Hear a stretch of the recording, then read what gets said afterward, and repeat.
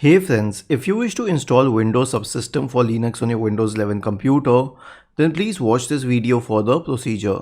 First of all, search for command prompt in the Windows search bar and click on Run as Administrator to open the elevated command prompt window.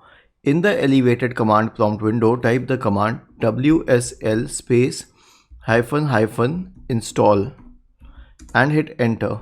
This will install the WSL system on your computer, but it is still not activated. To activate it, search for Windows features in the Windows search bar and click on turn Windows features on or off. Now scroll down and you'll find this option for Windows Subsystem for Linux. Check it and click on OK.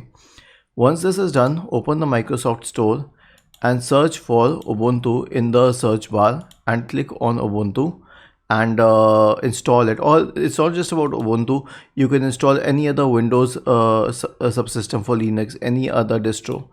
Was this helpful? If yes, then please subscribe to the channel, and if not, then let us know in the comment section of the video on how we could help you further. Thank you for watching this video and have a nice day.